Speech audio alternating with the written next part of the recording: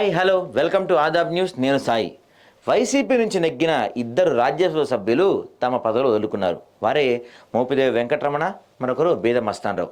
ఈ ఇద్దరు గురువారం తమ పదవులను రాజీనామా చేస్తూ రాజ్యసభ చైర్మన్ జగదీప్ ధన్కర్కి స్వయంగా సమర్పించారు. ఈ ఇద్దరు తొందరలో టీడీపీలో చేరతని ప్రచారం సాగుతుంది. ఇక బీద మస్తానరావు తొలి నుంచి టీడీపీ వారే. ఆయన మధ్యలో వైసీపీకి వెళ్ళారు. ఇప్పుడు ఆయన తన మాతృ సంస్థలోకి వచ్చారు. ఆయనకు తగిన న్యాయం చేస్తామని పార్టీ నుంచి హామీ అయితే వచ్చిందంట.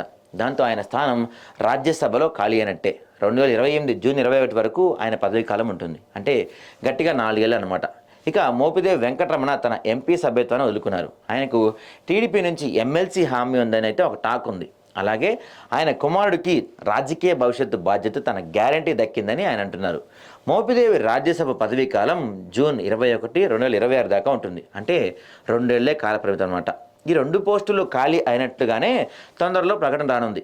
అయితే ఈ 2 రాజ్యసభ ఎంపీ పోస్టుల కోసం టీడీపీ కూటమిలోని ఆశావహులు చాలామందే ఉన్నారు. అయితే చంద్రబాబు చూపు మాజీ ఎంపీ గల్లా జయదేవ్ మీద ఉందని ఒక టాక్ ఉంది. ఆయన గుంటూరు నుంచి లోక్సభకు 2 సార్లు ఎంపీగా నెగ్గారు. ఇటీవల ఎన్నికల్లో కంటే ముందు పోటీ చేయకుండా తప్పుకున్నారు.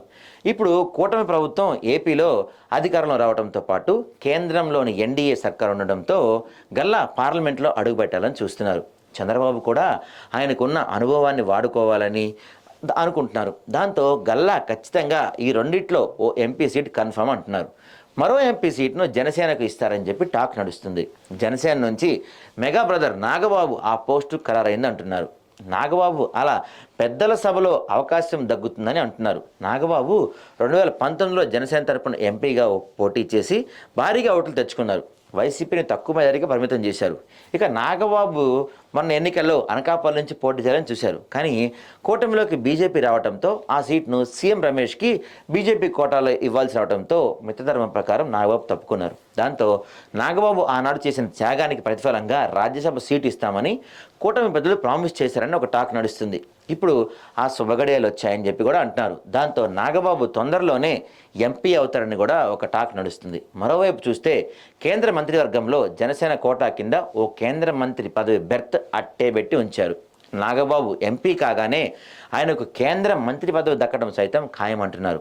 ఈ విధంగా ఆలోచనలు చేయటం వల్లే టీటీడీ చైర్మన్ పోస్ట్ కానీ లేకపోతే ఎఫ్డిఎస్సి చైర్మన్ పోస్ట్ కానీ నాగబాబు వద్దు అని జనసేన హైకమాండ్ నిర్ణయం తీసుకుందని తెలుస్తుంది. అంటే పవన్ కళ్యాణ్ ఏపీ కూటమిలో ఉప ముఖ్యమంత్రిగా ఉంటే కేంద్ర ప్రభుత్వంలో కేంద్ర మంత్రిగా నాగబాబు ఉంటారన్నమాట. ఒకే టైంలో అన్నదమ్ములు ఇద్దరు కీలక పదవుల్లో ఉండటం అంటే అది రాజకీయాల్లో విశేషమే. ఇంతకీ 2 ఏళ్ల ఎంపీ పోస్ట్ ఎవరికి, 4 ఏళ్ల ఎంపీ పోస్ట్ ఎవరికి అనేది మాత్రం తేలాల్సి ఉంది.